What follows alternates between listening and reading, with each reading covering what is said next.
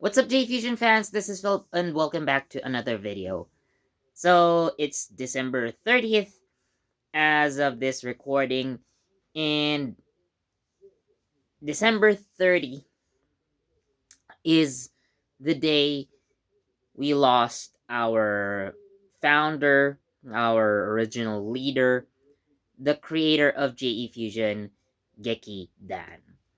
So it's been 9 years since we lost him, and it's kind of been a tradition for me to post an annual tribute to Dan. So for this video, my topic is going to be about how 2022 is a great year for Tokusatsu. And, well, while we do talk a lot of Tokusatsu here, well, of course we do sometimes talk about other stuff. I mean, mostly otaku related, but we've been kind of known as a Tokusatsu fan community for most of our existence. Ever since JEFusion came into existence, like around the mid 2000s or kind of late 2000s, if you know history is correct as far as my memory is concerned. But yeah, JEFusion came around that time. And looking back at this year, I guess this is also kind of a year end special. So looking at all of the Tokusatsu shows, or stuff that came out this year. So let's take a look at everything that's happened. Now, Kamen Rider alone has done a lot of things for this year. Although technically they kind of started since last year because a lot of their projects uh, were kind of revolving around the 50th anniversary of the franchise. Of course, well, starting with Kamen Rider Revise, which ended this year. So starting with that, I would say 20, uh, you know, uh, Kamen Rider Revise had a actually rather satisfying ending. Although the period or that short-lived arc of Kamen Rider Juga kind of felt like filler, but the final episode actually was really nice. So there's that. And of course, we started a new series in the form of Kamen Rider Geats. And Kamen Rider Geats continues to be exciting and intriguing, at least on my end. I'm looking forward to see what happens next, what kind of twists and turns they're gonna take the show, you know, and I think it's just gonna uh, be more intense starting, this January with a brand new season of the Desire Grand Prix. And of course, who could forget about Kamen Rider Black Sun? Of course, as one of those who grew up in that generation watching Kamen Rider Black, so seeing it being remade for a brand new generation, or come to think of it, you take that original story, like start from the ground up and give it a brand new spin. So it was amazing in the sense that, for the most part, a lot of things stayed faithful to the original, while at the same time, bringing in a lot of new original elements that also make it stand out as its own series. So, uh, while it's very short, Kamen Rider Black Sun, in its own way, was really, really satisfying. So moving on to Super Sentai, uh, definitely Dawn Brothers is the one that took the whole year by storm, I guess. So of course, Zen Kaiser ended, in 2000. 2022 as well. But of course, for most of the year, we've seen Dawn Brothers. And again, just like I probably have said this before, Dawn Brothers is fun. It's amusing. It's crazy. It's over the top. You know, it's uh, it's not boring. And even in its most quote unquote boring episode, it manages to bring in something that's gonna blow it out of the water. So again, Dawn Brothers, just to put it simply, it's downright fun, amusing, uh, sometimes confusing, but that's just what it is. It's just uh, for me, organized chaos, in a really really fun package. So on the side of Ultraman, so of course we got Ultraman Decker, as again someone who grew up watching Ultraman Dyna. I really wanted to see how Tsuburaya has imagined or reimagined Ultraman Dyna for a new generation, and I already have compared it to Ultraman Trigger before, and I will say it again in this video. Ultraman Trigger, for the most part, I think was trying to be too much. I think, well, yeah, it had elements that make it stand out on its own, but a lot of elements stay too close to the original. But again, it's that. But Ultraman Decker, while technically being marketed as the you know new generation Ultraman Dyna, it while it does borrow elements from Ultraman Dyna, it actually benefited from standing out as its own series, because most of the elements in Decker are far more original. So uh, you know the fact that the gut swings have combinations, uh, the characters in general are just amazing. I do like the characters of Decker a lot more than Trigger, not gonna lie.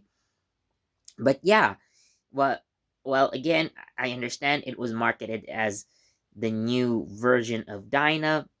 It really felt so original that it's probably its best point.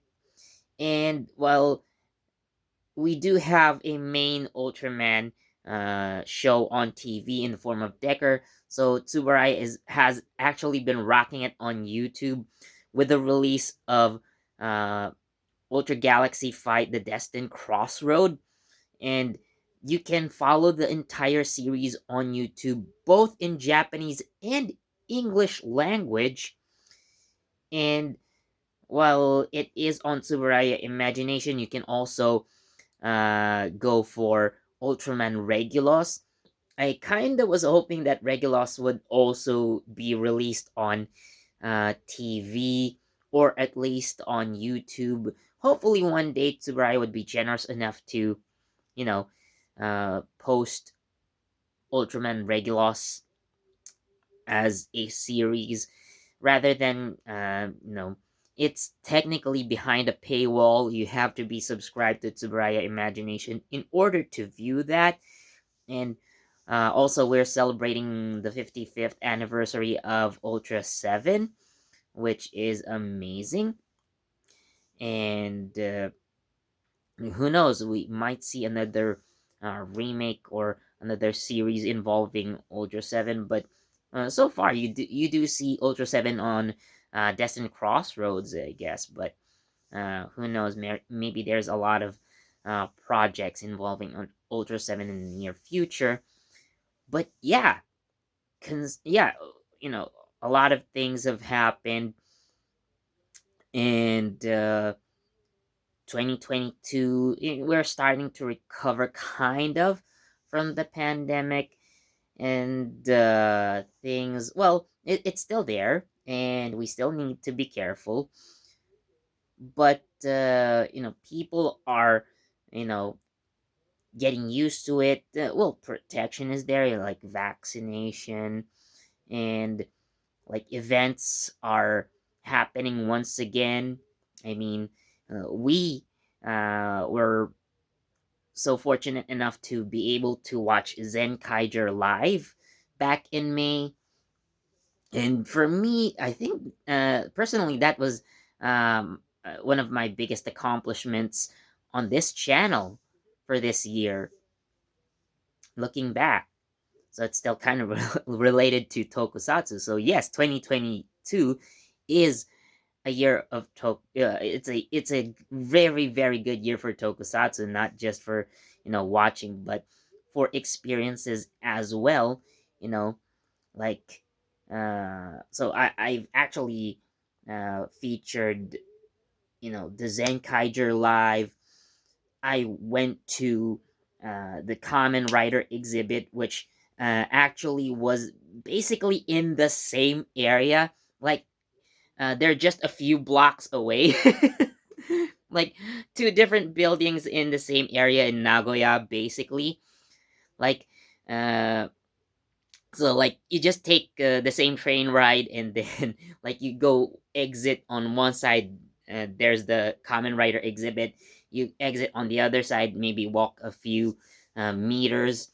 There was the venue for the Super Sentai, or rather Zenkaiger Live. So yeah, it was very convenient to say the least, but it was so fun.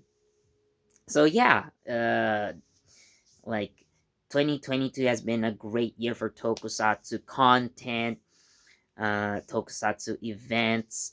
So hopefully 2023 brings more to us, a lot more things, much better things, and you know it everything like everything that we do on this channel really wouldn't be possible, uh, if Dan hadn't started JEFusion.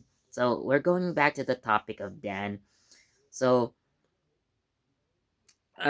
this is where I kind of get sappy. Not really gonna cry, but there's definitely more emotion in this one. Like I do feel really indebted to him because it is through JEFusion that I have found an avenue for expressing my interests with a lot of people who have the same interests as I do. You guys, if you are watching this video, then you have the same interests as I do, as Dan did, you know. So we all came together as tokusatsu fans, as otakus in general, and I'm just so glad, and I'm just so thankful to Dan for giving this opportunity. Although I was kind of late in joining the JEFusion team, kind of around 2013, but I kind of officially started in 2014 by uh, being, uh, translators, someone of the content provider, but it was in 2016 that I really started writing articles for JEFusion, and in 2018, so about 4 years ago, we opened this channel, and I'm hosting it for the most part. Although, who knows? Maybe one day other JEFusion members might also post their own videos here. I mean, Alex, aka Gaitron, had definitely created content for this channel before, and I understand he's busy with life now that he has a family, but maybe one day he'll post again. But in the meantime, it's it's my show. I'm gonna be running the whole show for now, but of course, maybe one day we can do content together as a complete JEFusion team. So I'm definitely looking forward to those days. But for now, uh, what I want to say is thank you. I want to thank Dan again because without him, this J Fusion wouldn't exist. This channel wouldn't exist because well, this channel is just it became an extension of JEFusion.com, and of course, I'd like to thank you guys for continuously supporting us. Honestly, we're not perfect, uh, but as long as you have enjoyed our content, that means so much to us as a team. I'm speaking for all of us at JFusion. And as always, please do leave a like, comment, share, subscribe, and don't forget that notification bell so you get the latest from JEFusion. This has been Philip. Thank you so much for a great 2022. Again, I hope you're having fun with the holidays, and we'll see you in 2023. Bye.